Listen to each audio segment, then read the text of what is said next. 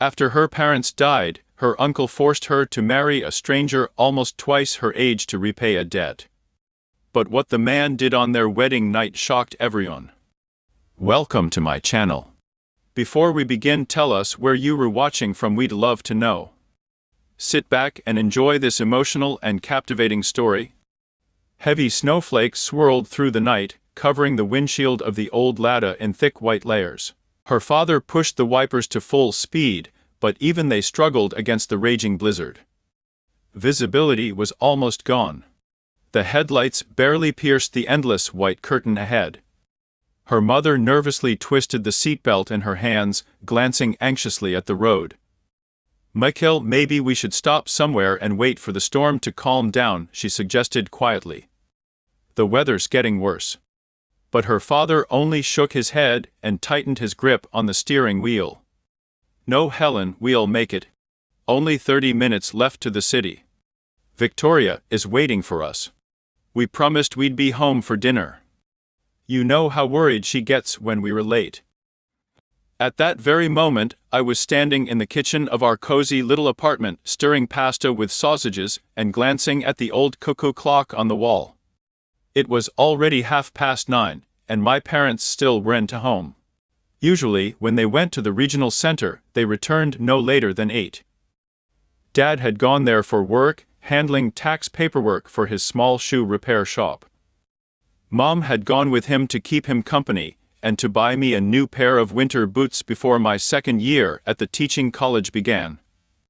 I turned off the stove and sat at the table staring out at the road beyond the frosted window. The storm really was terrible. Trees bent under the force of the wind, and the streetlights barely glowed through the thick snowfall. A feeling of dread slowly crept into my heart, but I pushed it away. "They were just delayed because of the weather," I whispered to myself. "They'll be home soon. We'll have dinner together and laugh about how silly I was for worrying." The phone rang at 10:30. The sharp, persistent sound shattered the silence of the apartment. I grabbed the receiver, expecting to hear my mother apologizing for being late. "Hello, Mom. Is this Victoria Peterson?" An unfamiliar male voice asked. "This is the attending physician from the city hospital.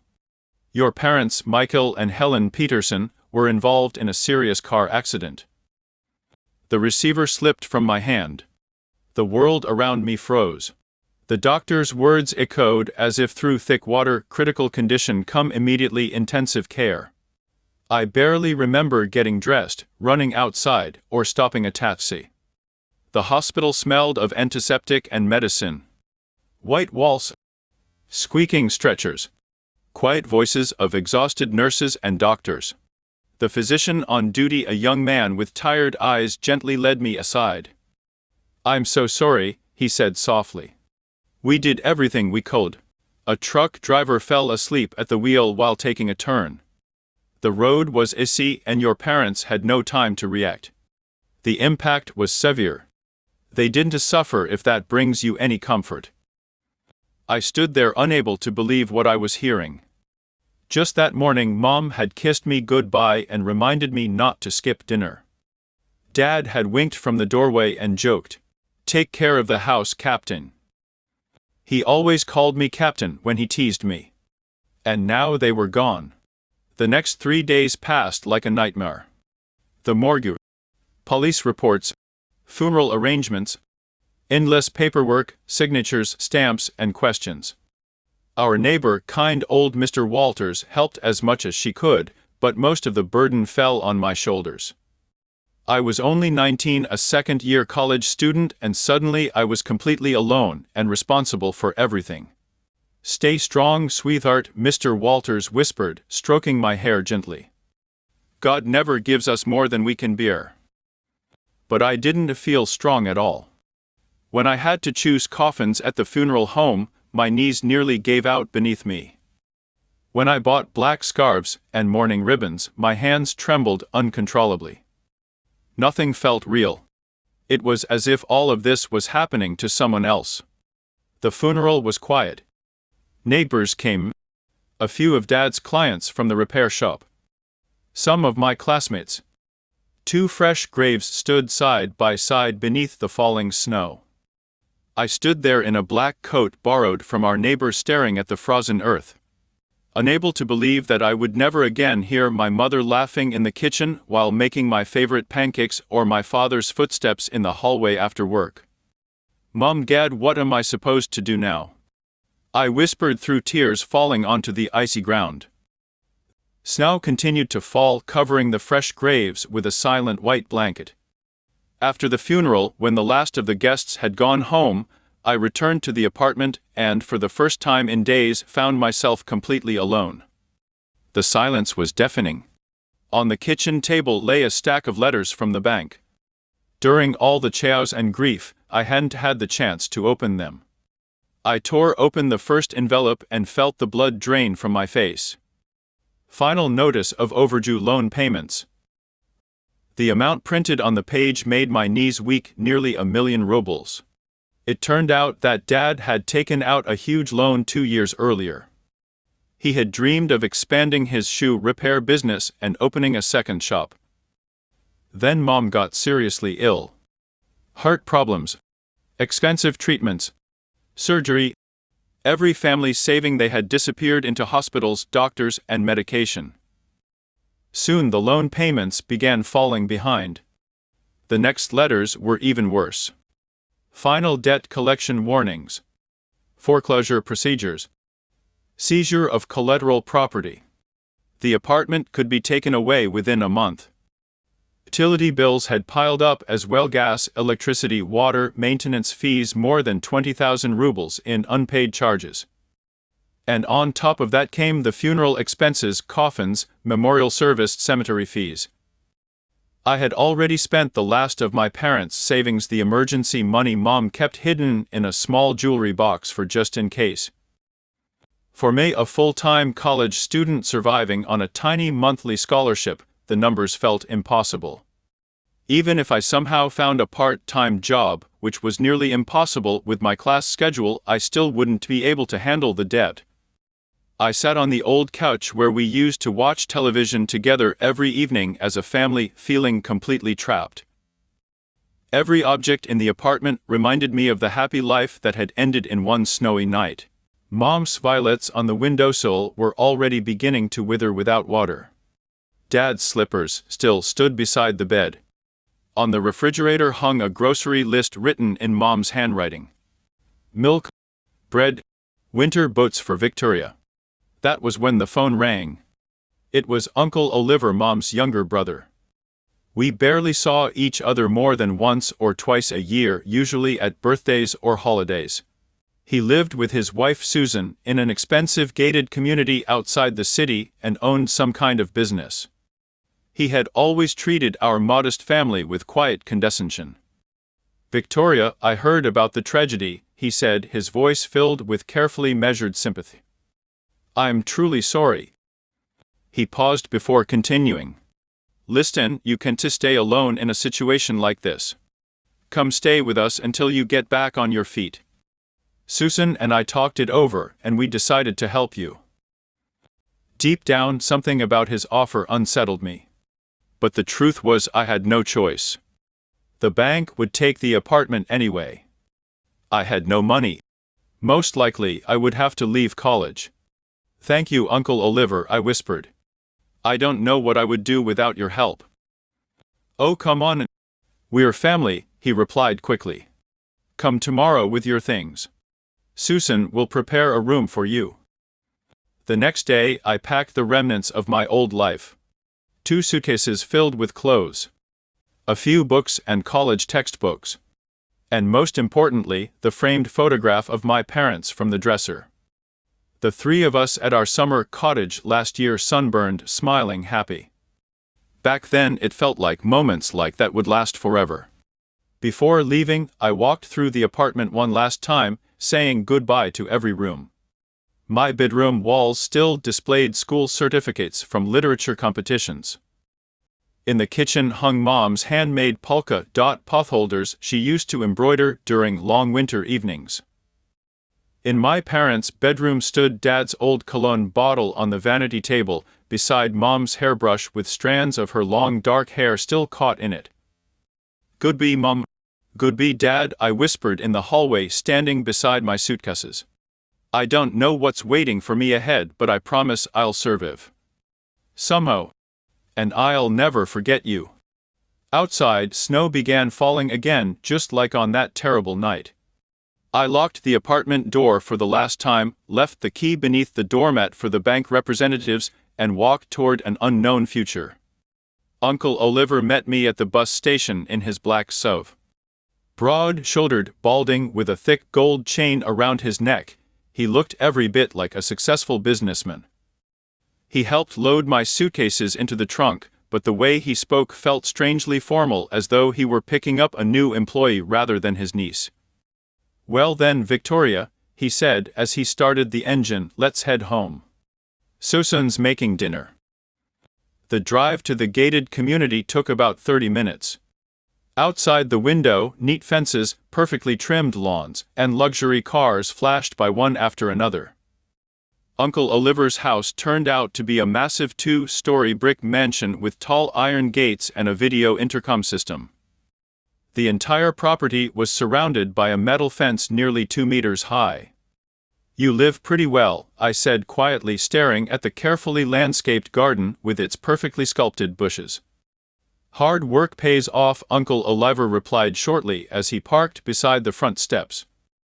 Aunt Susan greeted us at the door. She was a thin blonde woman in her 40s with sharp features and piercing eyes. She wore a burgundy robe and fluffy house slippers, yet somehow still managed to look cold and untouchable. "Well, here's our little orphan," she said, looking me over from head to toe with open judgment. "Come in. Don't stand in the doorway." The inside of the house was overwhelming in its luxury. Marble floors in the hallway. Leather furniture in the living room. An enormous flat-screen television mounted on the wall. Everything gleamed with wealth and perfection, yet somehow the house felt completely lifeless. Not like a home. More like an expensive hotel. "This will be your room." Susan led me upstairs and opened the door to a tiny room tucked beneath the staircase. A narrow iron bed. An old wooden desk. A small wardrobe. The only window faced the blank wall of the neighboring house. I placed my suitcases on the floor and carefully took out the framed photo of my parents, setting it gently on the desk. Mom and Dad smiled warmly from the picture, and for a brief moment, the ache in my chest eased. "Don't clutter the room with photographs," Susan snapped when she noticed. "Space is limited here. And let's make one thing clear right away: you were not a guest. You were here to help." I looked at her silently. "You'll clean, cook, and take care of the house. If you were living here and eating our food, you need to earn it." I nodded uncertainly. Of course I was willing to help. That seemed fair, but something in her tone made me uneasy. "You will start tomorrow morning," she continued sharply. "Be in the kitchen by 7. Oliver leaves early and hates waiting for breakfast. After that, you will clean the entire house, cook lunch, do laundry, make dinner. You won't have much free time." "What about college?" I asked it carefully. "I still need to attend classes." Susan gave a cold, mocking smile. "College? Victoria, you were not a student anymore. You were an orphan with no money and nowhere to go. Education is a luxury you can't afford. You need to work." My chest tightened with humiliation, but I didn't dare argue. A roof over my head mattered more than my dreams. The first morning began at 6:30. Susan knocked loudly on my door and ordered me to get up. Half asleep, I stumbled into my clothes and dragged myself downstairs to the kitchen. The enormous kitchen, with its granite countertops and modern appliances, felt cold and sterile. "Oliver likes bacon and eggs, strong coffee, and toasted bread," Susan instructed. "I eat oatmeal and green tea. Hurry up. He'll be downstairs in 30 minutes." I rushed frantically between the stove and refrigerator, terrified of making a mistake. At exactly 7:30, Uncle Oliver came downstairs freshly shaved and dressed in a sharp business suit. Without a word, he ate breakfast, finished his coffee, and left the house without even thanking me. The cleaning started immediately afterward. Susan followed me from room to room, pointing out every speck of dust. "Wipe this again. You didn't clean the bathroom properly. Look at the water stains on the faucet. Wash the floors on your knees. That's the only way they get truly clean." By lunchtime, I could barely stand. My back ached from bending over constantly. My hands were red and burning from harsh cleaning chemicals. And still ahead of me were cooking, laundry, ironing, and dinner. I prepared lunch under Susan's watchful supervision: rich beef borscht for Oliver and a light salad for her. Uncle Oliver returned around 1 in the afternoon, ate quickly, and left again without much conversation. Silence ruled the table. No one asked how I was feeling. No one cared. That evening, when I finally reached my tiny little room beneath the stairs, my legs gave out beneath me. I collapsed onto the bed and burst into tears, staring at the photograph of my parents. "Mom, Dad, it's so hard without you," I whispered. "I feel like Cinderella from a fairy tale, except there's no prince coming to save me." The days blurred together into one endless gray routine. Wake up at 6:30. Make breakfast. Clean the house. Cook lunch. Wash clothes. Prepare dinner. Susan constantly invented new chores: washing windows, polishing chandeliers, organizing storage rooms, ironing endless piles of laundry. There wasn't a single free moment left. Eventually, I had no choice but to forget about college completely. The one time I timidly mentioned that I wanted to at least return to college to collect my documents, Susan cut me off immediately. "And what exactly do you need there for? A diploma won't feed you. We are the ones giving you food and clothes for free, and you show no gratitude whatsoever." The only comfort I had left was the photograph on my desk. Every night before falling asleep, I would stare at my parents' smiling faces and whisper softly into the darkness, "Mum, Dad, I miss you so much. Remember how the three of us used to drink tea together in the kitchen while you told me stories about your youth? Or how Dad taught me to ride a bicycle in the courtyard? Back then it felt like happiness would last forever. I don't know how to survive in this house. They don't love me. To them, I'm nothing more than free labor." After a month of living like that, I had changed completely. My hands had grown rough from endless work. My shoulders slumped from exhaustion. The cheerful spark in my eyes had faded away. Susan never missed a chance to remind me of my place. "Don't forget who feeds you," she would sneer. "Without us, you'd be rotting on the street. At least this way you were somewhat useful." Uncle Oliver mostly stayed silent, but sometimes I caught him watching me with an unpleasant look in his eyes. As if he were calculating something. Planning something. I tried to stay invisible, to obey every command, avoid arguments, never complain. But inside me, hopelessness grew stronger every day. Was this really going to be my entire life? Trapped inside this house forever between the stove and a mop bucket? Sometimes, while washing laundry in the basement or dusting the living room, I would dream about running away. But where could I go? I had no money, no education, no job experience, and the bank had already taken my parents' apartment. Evenings were the hardest. Oliver and Susan would sit comfortably in front of the television, drinking tea and eating pastries together. They never once invited me to join them. I stood alone in the kitchen washing dishes while listening to their quiet conversations about money, business, neighbors' vacations. Someone else's life. Someone else's happiness. My God, I thought bitterly while putting clean plates back into the cabinet. Just 6 months ago, I had dreams, plans for the future. I wanted to become a teacher. I had a loving family. Parents who cared about me. And now I'm nobody. Whenever those thoughts became unbearable, I would tightly clutch the small silver cross Mom had given me for my 18th birthday. It was the only thing left from my old life besides the photograph. 6 months passed in those endless gray routines. Then, one cold April evening, everything changed. As usual, I was washing dishes after dinner when I heard muffled voices coming from the living room. Oliver was talking on the phone. There was something unusual in his voice, businesslike, calculating, almost sly. "Yes, she's 19, he said. "Pretty hardworking, no complications. Clean documents. She'll agree. Where else can she go?" A wave of cold swept through my body. Were they talking about me? I froze beside the sink and listened more carefully. "Roman," Oliver continued, lowering his voice, "the girl's an orphan. She's become a burden on us. We feed her, clothe her, and she costs money. You need a wife, this solves everyone's problems. We pay off the debt, and you get a family. Everybody wins." My heart pounded so loudly it felt impossible not to hear it. They were selling me. Like property. Like an object. Oliver kept talking, but I no longer heard the words. A mug slipped from my trembling hands and shattered against the tile floor.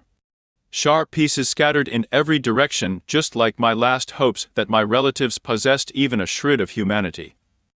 What was that noise? Susan shouted sharply from the other room. I quickly swept up the broken pieces and ran to my tiny room beneath the stairs. That night, I couldn't sleep. I lay awake staring into darkness, replaying every word I had overheard. Marry me off to a complete stranger. It sounded like something from another century.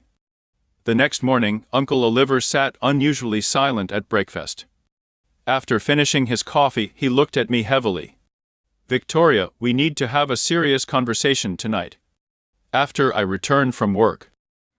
The entire day, I moved through the house like someone trapped in a fever dream. I washed laundry, but my thoughts were far away. I cooked lunch with shaking hands. Could they really force me to marry some unknown man? Susan kept looking at me strangely all day long, almost with pity or relief. As if, in her mind, she had already said goodbye to me. "Why are you looking at me like that?" I finally asked after lunch, unable to bear it any longer. "Nothing special," Susan replied calmly. "I'm just thinking about your future." That evening, during dinner, Uncle Oliver finally revealed his decision. He spoke casually, as if he were discussing the purchase of a new car. "Victoria, you're a grown woman now. It's time for you to get married. I found a good husband for you, Roman Volkov. Serious man. Wealthy. Owns a chain of construction supply stores. Big house in an elite neighborhood. Expensive car." I nearly choked on a piece of bread. "Uncle Oliver, but I don't even know him. How can I marry a complete stranger?" "What's there to know?" Oliver waved dismissively. "He's a respectable man. Doesn't drink, doesn't smoke, successful in business. In your situation, you shouldn't expect better." "But I don't want this," I whispered. "I want to choose for myself who I marry." Susan let out a cold laugh. "Choose him? What are you, some kind of princess? Look at yourself. An orphan without a penny to your name.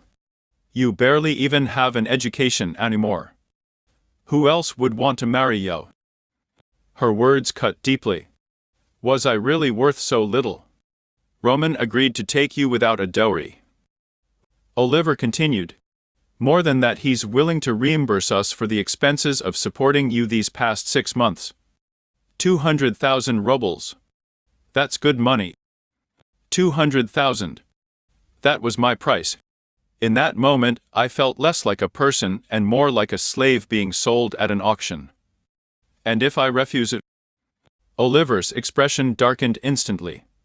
"Then tomorrow you pack your things and leave this house. We'll see how long you survive on the streets without our help." "Oliver, maybe don't be so harsh," Susan said unexpectedly. The girl's frightened. "No," he snapped. "She needs to understand reality.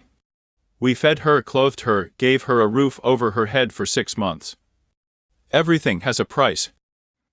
I sat frozen at the table, feeling my last shred of hope collapse. The truth was, I really had nowhere to go. No money, no job, no home. My parents' apartment had long since been sold to pay off debts. When will I meet him? I asked it quietly. Saturday. He'll come here and the two of you can get acquainted. If everything goes well, the wedding will be next week. Next week? I gasped. That's so soon, and why drag it out? He's a busy man. His time is valuable. That night I lay in my narrow bed crying into my pillow. I imagined Roman Volkov over and over in my mind. Probably some overweight, balding man who wanted a young wife as a status symbol. Or worse, someone cruel and violent who would beat me. Mom, Dad, please help me, I whispered through tears while staring at their photograph. I'm so scared. I don't know what to do. Saturday came far too quickly. That morning Susan forced me to wear my best dress, a simple blue one left over from my old life. Look decent, she ordered sharply. The man needs to see that the merchandise is high quality. That word again. Merchandise. I stood before the mirror and barely recognized myself. In 6 months I had grown thin and pale. The lively sparkle that once filled my eyes was gone. At 3 o'clock the doorbell rang. Oliver hurried to greet the guest while I hid nervously in the kitchen, trembling with anxiety. Roman, come in, Oliver greeted warmly. How are things? How is business? The stranger's voice was deep and calm. Everything's fine, thank you. Where's your niece? I'll call her. Victoria, come meet our guest. I had no choice. When I entered the living room, I saw a tall man somewhere around 45 or 50 years old. Gray streaks touched his dark hair. His sharp gray eyes studied everything carefully, and his face carried the firm, controlled expression of someone used to responsibility. He was dressed expensively, but without arrogance. Dark tailored suit, white shirt, polished leather shoes. Not fat. Not ugly. Actually rather handsome in a mature, distinguished way. But there was exhaustion in his eyes, a deep sadness, as though he carried some invisible pain inside him. Victoria, he said with a slight nod. No smile. No handshake. Just a calm acknowledgement of my existence. Hello, I whispered, lowering my gaze. Sit down, get to know each other, Susan fussed nervously. I'll bring tea. We sat across from one another in uncomfortable silence. Roman studied me carefully, though not in a vulgar way. More like a man trying to make an important decision. How old are you? He finally asked it. 19. Education. I completed 2 years of teacher's college before I had to leave. I see, he said quietly. He asked simple questions about my health, my family, whether I knew how to cook. I answered quietly and briefly, feeling less like a future bride and more like someone being interviewed for a job. From time to time, Uncle Oliver added his own comments, almost like a salesman promoting a product. She's a good girl. Obedient. Knows how to run a household, cooks very well. Calm personality. Never causes problems. Roman listened silently to this presentation, revealing nothing of his thoughts. Then, unexpectedly, he turned to me. And what does the young lady herself think about marriage? I froze. What was I supposed to say? That I was terrified. That I didn't want this. If I did, they would throw me out onto the street. I agree, I whispered barely audibly. Why? The question caught me completely off guard. Because I hesitated, lowering my eyes. I don't really have a choice. Uncle Oliver believes this is the right thing to do. Roman looked at me carefully. Then at Oliver. I see, he said quietly. So this decision wasn't truly yours. Oh, come on, Roman, Oliver interrupted quickly. The girl's just shy. She's young, inexperienced around men. Roman slowly stood up. I need time to think. I'll give you my answer tomorrow. After he left, a tense silence settled over the house. Oliver smoked nervously on the balcony while Susan cleared the dishes from the table. What do you think? She asked quietly. Will he agree?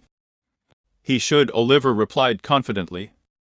Where else is he going to find such a young wife without complications? The next day, Roman called. I agree, he said calmly. When can we arrange everything? Oliver practically beamed with satisfaction. As soon as tomorrow. Would Wednesday work for filing the paperwork? That's fine.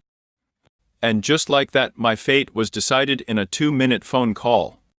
Well then, bride-to-be, Oliver told me afterward, get ready. Wednesday we'll go register the marriage and Saturday is the wedding. The wedding only days away. What if we aren't right for each other? I asked it quietly. You'll manage, Susan answered coldly.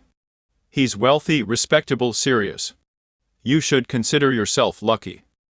4 days remained before the wedding. I lived suspended between fear and surrender. On one hand, Roman hadn't seemed cruel or vulgar. On the other, he was still a complete stranger I was apparently expected to spend the rest of my life with.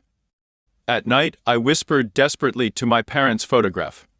Mom, Dad, if you were alive, would you allow this marriage? Or would you protect me? But the smiling faces in the frame remained silent. And in truth, there was no real choice to make. Either marry a stranger, or end up homeless and alone. The day we filed the marriage paperwork, Roman and I officially met again as bride and groom. He remained exactly the same, polite, composed, restrained, and emotionally distant. We signed the documents almost entirely in silence, each lost in our own thoughts. Well, that's settled, Oliver said cheerfully as we stepped out of the registry office. Saturday, and the whole thing's done. Roman simply nodded and drove away in his Mercedes. Meanwhile, I stood on the courthouse steps realizing that in 3 days my life would change forever. And I had no idea whether it would become better or far, far worse. The wedding was scheduled for Saturday in a small restaurant on the city's main street. No gifts, no celebration, just a formal registration and a symbolic lunch afterward. Susan bought me a simple white dress from a nearby store without even asking whether I liked it. This isn't some royal wedding, she muttered while tossing the shopping bag onto my bed. We've already spent enough money on you. The dress was cheap, made from stiff lace that scratched painfully against my skin. But I had no right to complain. I stood before the mirror in my cramped little room and barely recognized myself. Pale face. Lifeless eyes. Trembling hands. Not a happy bride, just a frightened girl being handed over to a stranger. Mom, Dad, forgive me, I whispered while adjusting the white veil. I don't know what else I can do. We arrived at the registry office in Uncle Oliver's car. Roman Volkov was already waiting outside in a black suit, holding a bouquet of white roses. Tall, broad-shouldered, gray beginning to touch his hair. Sharp gray eyes filled with quiet thoughtfulness. His face looked stern but not unkind. When our eyes met, he gave a small nod. Victoria, he said, offering me the flowers. His voice was deep and calm. Thank you, I whispered softly, taking the bouquet. My hands trembled so badly the rose petals shook. The ceremony passed like a blur. I repeated the registrar's words mechanically and signed the marriage documents with numb fingers. Roman remained calm and composed throughout everything. But somehow I could feel that for him this wasn't a joyful celebration either. It felt more like a business arrangement. When the registrar officially announced us husband and wife, Roman leaned forward and gently kissed my cheek. Congratulations to the newlyweds, Susan exclaimed with fake enthusiasm, clapping her hands dramatically. Uncle Oliver stood near the entrance smoking in silence. At the restaurant, We were seated at a small table for four in the far corner of the room. The waiter brought champagne and appetizers, but I couldn't force myself to eat a single bite. My throat felt too tight. Roman occasionally asked Oliver polite questions about work and business, but the conversation never truly flowed. "Well then, Roman," Oliver said with a drunken smirk after finishing his third glass of champagne, "she's your responsibility now. Good girl, hard-working, won't cause any trouble." I lowered my eyes, feeling once again like merchandise being handed from one owner to another. I wanted the floor to swallow me whole. After lunch, Roman stepped beside my chair. "Come, Victoria," he said quietly. "It's time to go home." Home. The word sounded strange. Where was my home now? With this man I barely knew, the man who had essentially bought me to settle my uncle's debts. Outside the restaurant, we said goodbye to Oliver and Susan. Or rather, they said goodbye to Roman. They barely acknowledged me at all. Susan only gave a brief nod. "Well, take care of yourself. And remember, we saved you. The rest is up to you now." Roman opened the passenger door of his black Mercedes and helped me inside. The car was luxurious, with soft leather seats and quiet classical music playing in the background. We drove silently through the familiar streets of the city, while I tried to accept the terrifying reality that I would probably never again see my parents' apartment, my college, or my old life. Roman's house stood in one of the city's wealthiest neighborhoods on a quiet tree-lined street shaded by tall linden trees. A large two-story mansion stood behind elegant iron gates. Perfectly trimmed grass surrounded stone pathways leading to the entrance. Everything looked expensive but tasteful. Not flashy. "Welcome," Roman said softly as he opened the gate for me. Inside, the house felt spacious and warm. Unlike Oliver's cold mansion, this place actually felt lived in. Polished wooden floors. Antique furniture. Paintings hanging carefully on the walls. A fireplace burned quietly in the living room, filling the house with warmth and soft golden light. "Would you like tea or coffee?" Roman asked while helping me remove my coat. "No, thank you," I whispered. "I'm very tired." He studied my face carefully. "Of course," he said gently. "Today wasn't easy for either of us. Let me show you your room." We climbed the wide staircase to the second floor. The hallway stretched long and quiet, lined with several closed doors. Roman stopped beside one of them. "This is the bedroom," he said calmly. "Our bedroom." My heart nearly stopped. Terror rushed through me so suddenly my knees weakened. I imagined what would happen next. Roman immediately noticed my expression. "Victoria," he said quietly, "you've gone pale. Are you all right?" "I'm scared," I admitted honestly as tears filled my eyes. He let out a slow, tired sigh and leaned lightly against the doorway. "Listen to me carefully," he said. "What happened today was a necessary arrangement for both of us. Your uncle offered me a deal that solved problems on both sides. But that does not mean I intend to force you into anything against your will." I looked up at him in shock. "I don't understand." "Nothing will happen unless you want it to," he replied calmly. "I didn't marry you to own you like property. When I saw your name in the documents and heard your story, for some reason I agreed. Maybe fate decided to give both of us a second chance." I stood frozen in the hallway wearing my wedding dress, unable to believe what I was hearing. This stern, distant man truly wasn't planning to force me. "But we're husband and wife now," I said quietly, confused. "Legally, yes," Roman answered. "But people do not become real husband and wife because of signatures on paper. That happens through trust and feelings. And feelings can neither be bought nor forced." Then he walked farther down the hallway and opened another door. "This room will be yours," he said. "Arrange it however you like. And if you need anything, don't hesitate to ask." The room was large, bright, and beautiful. A wide bed covered in fresh white linens. A writing desk beside the window. bookshelves filled with novels, a soft armchair near the lamp, and on the bedside table sat a small bouquet of wildflowers, daisies, and bluebells. "Where did the flowers come from?" I asked in surprise. "I thought they might make you feel more comfortable," Roman replied quietly. "There are many wildflowers growing in the garden behind the house." It was the first genuine act of kindness anyone had shown me in months. Tears rolled down my cheeks before I could stop them. "Please don't cry," Roman said softly. "I know today was difficult. But things will get better." Before leaving, he placed a small handwritten note on the desk. "If you need anything, knock on my door or simply call for me. I'll hear you. Good night, Victoria." When I was finally alone, I sat down on the bed and allowed myself to cry for real. The tears carried everything at once: grief for my parents, relief that the worst had not happened, fear of the unknown future waiting ahead.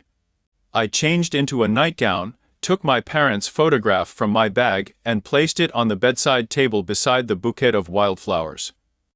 "Mom, Dad, I think I got lucky," I whispered softly. "He's not the man I imagined. He's kind. Maybe things really can get better." Moonlight spilled through the window, illuminating the unfamiliar garden outside. Somewhere downstairs, quiet music played softly. Perhaps Roman couldn't sleep either. For the first time in many months, I fell asleep without being afraid of tomorrow. The next morning, I woke to warm sunlight filtering gently through the pale curtains. For the first time in months, nobody was pounding on my door at 6:30 in the morning demanding I rush downstairs to cook breakfast.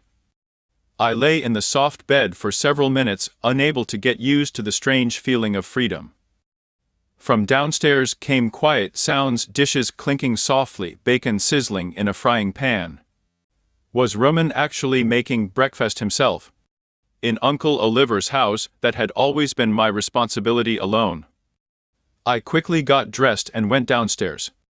Roman stood at the stove wearing simple jeans and a casual shirt, carefully flipping bacon and eggs in the pan. The table was already set with plates, cups, and a basket filled with warm bread rolls. "Good morning," he said without turning around. "Come sit down." "I can cook myself," I said quickly. "I don't want to be a burden." Roman turned toward me with clear surprise. "Victoria," he said calmly, "you are not a servant in this house. You are my wife. I've always taken care of myself. Making breakfast for two isn't difficult." We spoke very little during breakfast, but the silence between us no longer felt heavy or frightening. Roman read the morning newspaper, occasionally glancing in my direction. I carefully spread butter and homemade cherry jam onto a warm roll. The jam was thick and fragrant, obviously made from real fruit. "Tell me about yourself," Roman said after setting the newspaper aside. "What do you enjoy? What interests you? I only know what your uncle told me." The question caught me off guard. No one had asked about my interests in a very long time. "I studied at a teaching college," I answered quietly. "I wanted to become a literature teacher. I love reading, especially classic novels. My mother taught me how to cook borscht and pastries. My father taught me to play chess." My voice trembled when I mentioned my parents. "That means we have something in common," Roman said gently. "I love books too. And I play chess. Perhaps one day we could play a game together." That was how our first days together began. Every morning Roman left for work. He owned several construction supply stores throughout the city and surrounding region. He usually returned around lunchtime, and we would eat together in the kitchen, slowly growing more comfortable around one another. He never raised his voice. Never made impossible demands. Never treated me like property. When I offered to take over the household responsibilities, he agreed but insisted that a cleaning woman continue coming twice a week for the heavier work. "You have time for more important things," he told me. "More important things?" I repeated in surprise.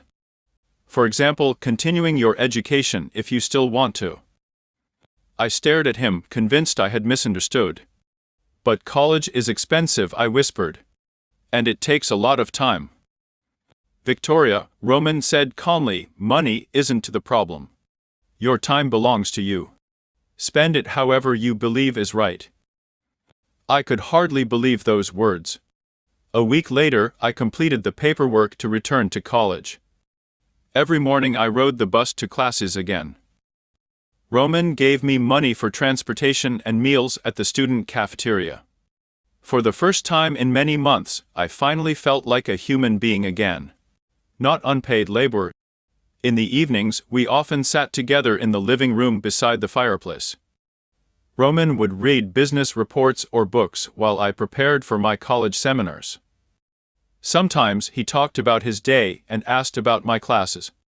Little by little, trust began to grow between us. "Have you always lived alone?" I finally dared to ask one evening. Roman set his papers aside and stared silently into the fire for a long moment. "Almost always," he said quietly. "I had a younger brother, Michael. He died during military service, a training accident. After he died, I closed myself off from everyone. I buried myself in work. Built my business, earned money, but never really understood what I was living for." He pulled a thin chain from beneath his shirt. Hanging from it was an old military dog tag. "It was his," Roman said softly.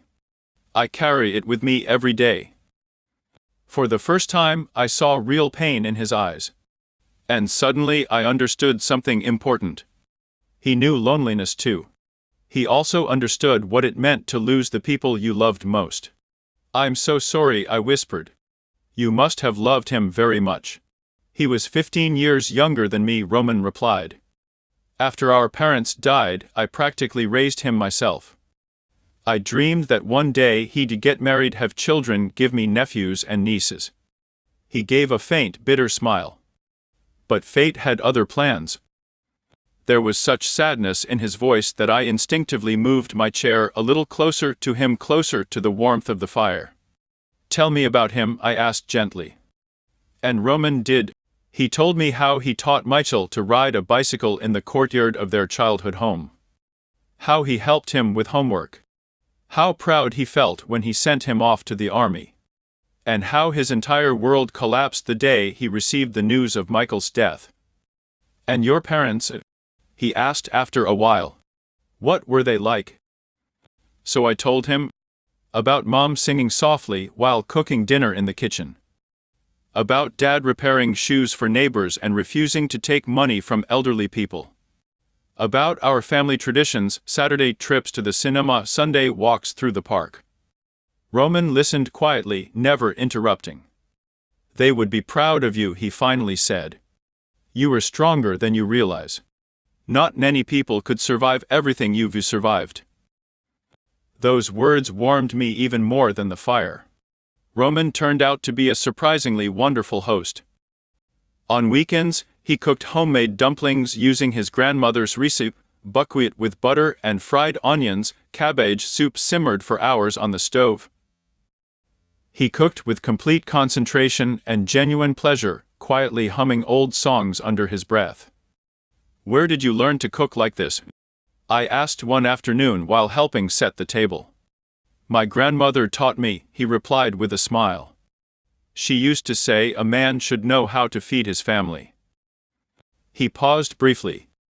"Though I never really had a family until now." Gradually, I began helping him organize paperwork and manage household expenses. I turned out to be surprisingly good with numbers, and Roman trusted me with simple financial calculations. "You have a real talent for economics," he told me once. "Maybe after college you could help me with the business." The idea that I could be useful for something other than cleaning floors and cooking filled me with quiet happiness. Early November arrived covered in snow. One evening, I stood by the living room window watching white flakes drift across the garden, thinking about how completely my life had changed. Not long ago, I had been an ordinary student with loving parents. Then I became an orphan. A servant. And now Now I was the wife of a successful man who treated me with kindness and respect. What are you thinking about? Roman asked, walking over to stand beside me. How unpredictable life is, I answered softly. If someone had told me a year ago that I'd marry a stranger, and what would you have said? That it was impossible, I admitted with a faint smile. That I would only marry for love, the way my parents did. Roman grew quiet for a moment, looking out at the falling snow. And what do you think now? I didn't answer immediately. What exactly did I feel for this man? Gratitude? Yes. Respected? Absolutely. But love him? I don't know, I admitted honestly.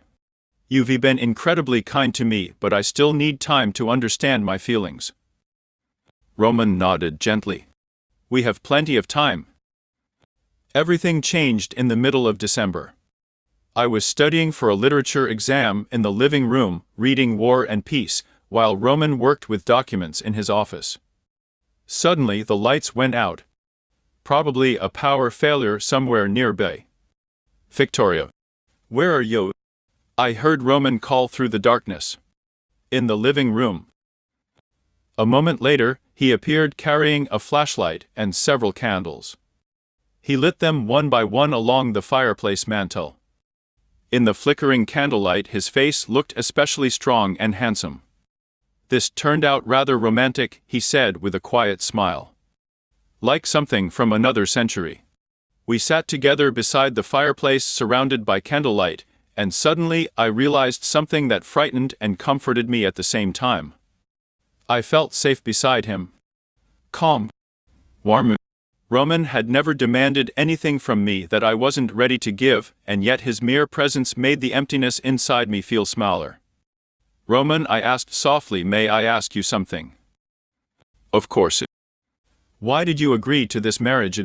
You were wealthy. Successful. You could have married almost any woman you wanted. He remained silent for a long moment, staring into the flames. I'm 49 years old, Victoria, Roman said quietly. At this age, you finally understand that money and success are not the most important things in life. A house without a family is just a building. I grew tired of eating dinner alone, falling asleep in an empty bedroom, having no one to share joy or sorrow with. And when your uncle told me your story, I thought perhaps we could help each other not only financially, but emotionally too. He paused for a moment before adding softly. And if you had turned out to be cruel or selfish, then we simply would have divorced. But you were not like that. Even after everything you've suffered, there's still so much kindness in your eyes. His words touched me so deeply that tears filled my eyes again. No one had spoken to me with such warmth in a very long time. On New Year's Eve, heavy snow fell across the city. After dinner, Roman suggested we take a walk through the garden. We stood in the hallway putting on our coats, and he gently wrapped my scarf around my neck himself. Careful, he warned softly as we stepped down from the porch. Don't slip. The garden looked magical beneath the moonlight. Snow sparkled like silver crystals, and the old trees stood motionless in their white winter coats. We walked toward a large birch tree near the back of the garden, and Roman stopped there. This is my favorite place, he said quietly. In summer, forget-me-nots bloom here. And in autumn, the apple trees are full of fruit. I looked up at his face illuminated by the pale moonlight. And suddenly, with absolute clarity, I understood something. I had fallen in love with him. Not with his wealth. Not with his appearance. But with his kindness. His patience. The way he listened. The way he understood people without judging them. Roman, I began softly, then lost my courage. He looked at me carefully. What is it? Instead of answering, I rose onto my toes and kissed him. For the first time in my life, I kissed a man because I truly wanted to. His lips were warm and surprised, but he didn't pull away. Victoria, he whispered, wrapping his arms around me gently. Are you sure? Yes, I whispered, resting my forehead against his chest. I finally realized that my heart has thawed. Beside you I feel alive again. We kissed beneath the snow-covered birch tree, and it seemed to me that even the stars above us shone brighter that night. That was the moment I understood something important. Our forced marriage had become real. Spring arrived early that year. By March the snow had already melted, and the first snowdrops bloomed throughout the garden. Every morning I walked among the waking trees, breathing in the cool fresh air and feeling something changing inside me. Morning nausea, dizziness, a strange exhaustion. At first I blamed everything on spring fatigue after the long winter. Maybe you should see a doctor, Roman said with concern one morning after noticing I barely touched my breakfast. It's probably just vitamin deficiency, I replied weakly. It'll pass. But instead of improving, my condition grew worse. Scents that once seemed pleasant suddenly became unbearable. Even the smell of Roman's morning coffee sent me running toward the bathroom. Finally, Roman insisted I visit a doctor. At the women's clinic, an elderly physician everyone affectionately called Aunt Gallia examined me and smiled warmly. "Congratulations, dear," she said. "You were pregnant. Approximately 6 weeks." I sat frozen in the chair, unable to believe what I had just heard. Pregnant? Me? At 20 years old I was going to become a mother. "Are you sure?" I whispered. "The tests will confirm it completely," the doctor replied kindly, "but the symptoms are classic. Your husband will be very happy." My husband, Roman, how would he react to this news? Our marriage was still so new. We had only just begun truly understanding one another. And now there would be a child, a huge responsibility. I returned home overwhelmed with emotion. Roman was in his office reviewing business contracts. For several moments, I stood silently outside the door, unable to enter. "Come in, Victoria," he called gently. "How did the appointment go?" I sat down in the chair across from his desk, nervously twisting the test results in my hands. "Roman, I have news," I whispered. "I don't know how you will feel about it." He immediately set the documents aside and looked at me carefully. "What happened? Are you sick?" "No, not sick." I swallowed nervously. "I'm pregnant." Silence filled the room. Roman sat completely motionless, staring at me with wide eyes. Then slowly, almost cautiously, he stood up from behind the desk, walked over to me, and knelt beside my chair. "Really?" he whispered. I nodded and handed him the test results. Roman took the paper with trembling hands. He read it once. Then suddenly tears filled his eyes. This strong, serious man began crying like a child. "Roman, what's wrong?" I asked in alarm. "I thought I would never become a father," he said through tears. "At 49, I never expected happiness like this." His voice broke. "Victoria, thank you. Thank you for giving me a family." He wrapped his arms around me and gently pressed my hand to his lips. But on the morning of October 15th, I woke up with strange sensations. My stomach tightened painfully, then relaxed, then tightened again. At first, I assumed they were the false contractions the doctor had warned me about. But within half an hour, the pain became stronger and rhythmic. Carefully, I sat up in bed, holding my lower back. "Roman," I called softly. He woke instantly. "What's wrong? Are you okay?" Another contraction made me squeeze my eyes shut. "I think it's starting." Roman went pale as if he were the one about to give birth. "Right now. We were leaving now. Where's the phone? Where's the hospital bag? God, Victoria, why didn't you say something sooner?" He rushed frantically around the bedroom, trying to get dressed, find the documents, and call the doctor all at the same time. Even through the pain, I couldn't help smiling. "Roman, calm down. You were scaring me more than the labor itself." He hurried to my side, took both my hands, and pressed his forehead gently against mine. "Sorry," he whispered. "I'm just terrified for both of you." 20 minutes later, we were already driving to the maternity hospital. Cold autumn rain drizzled against the car windows while Roman held my hand the entire way. Every 5 minutes, he asked the same question. "Does it hurt badly?" At the hospital reception desk, we were greeted by the night duty midwife. "All right, future father," she said with an amused smile. "No panicking. Everything is progressing normally. First labors are always long." "Can I stay with my wife?"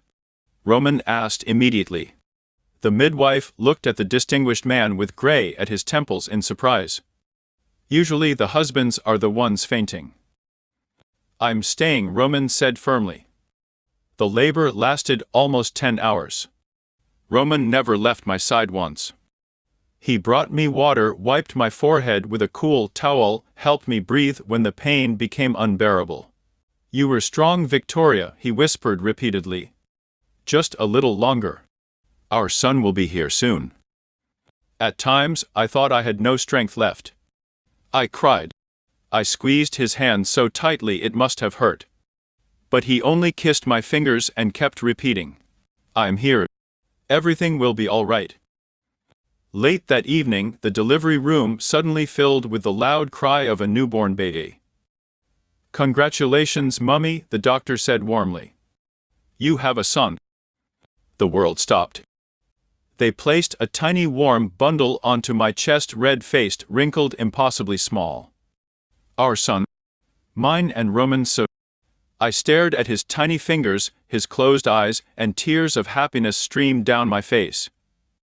Roman stood beside me looking pale, overwhelmed, and completely happy. "My God," he whispered.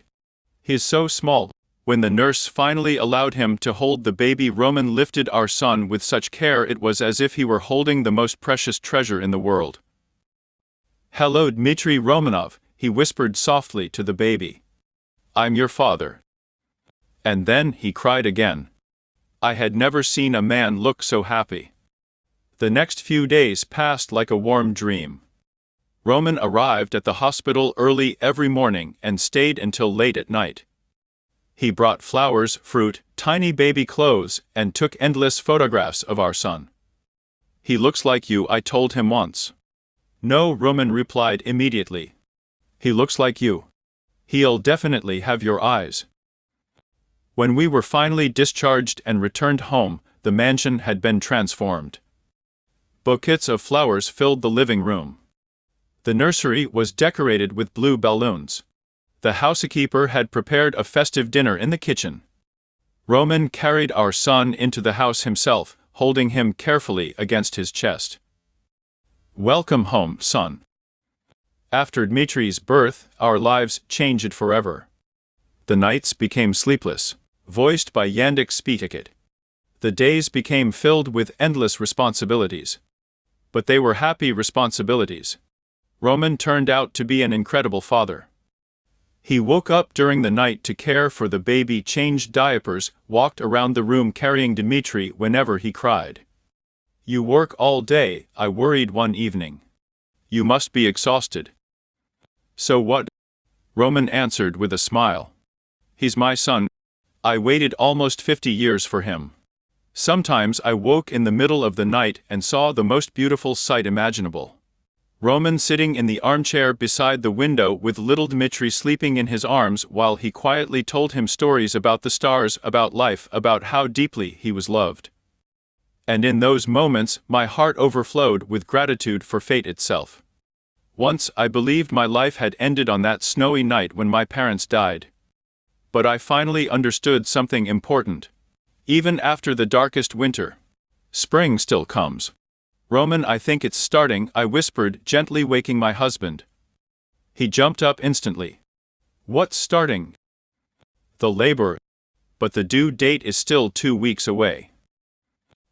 "Babies don't always arrive exactly on schedule," I tried to joke, wincing as another contraction tightened through me. "Get ready. We need to go to the hospital."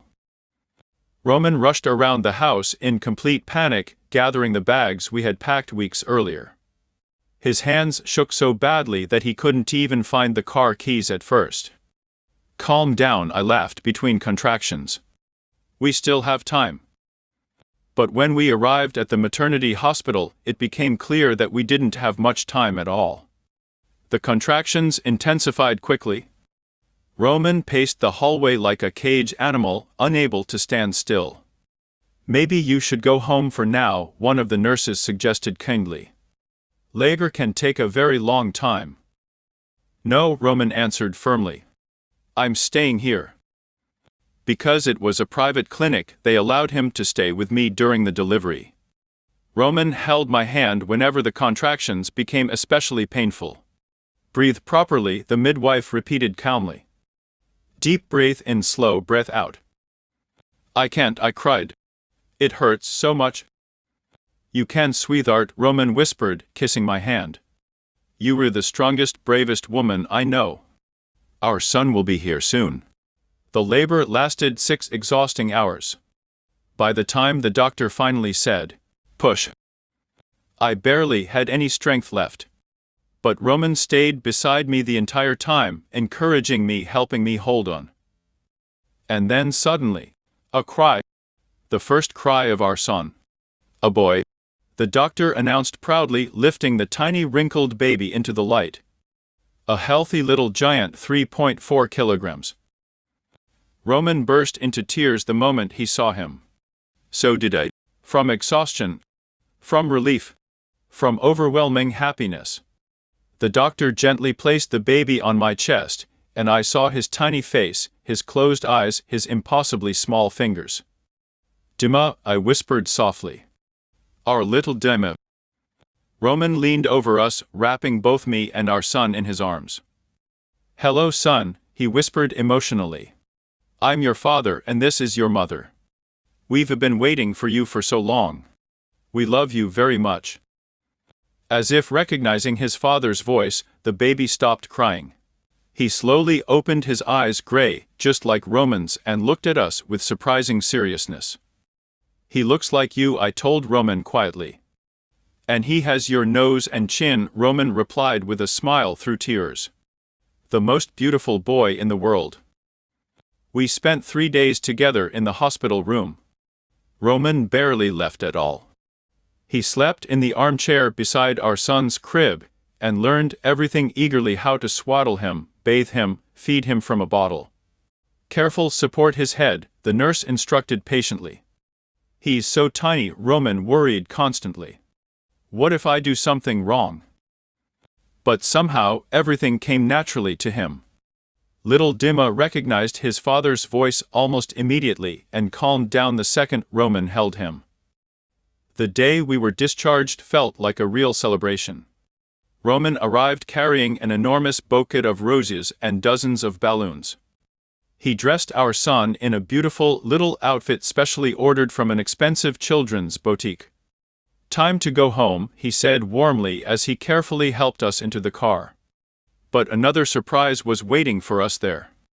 Roman had decorated the entire house with balloons and banners reading, "Welcome home."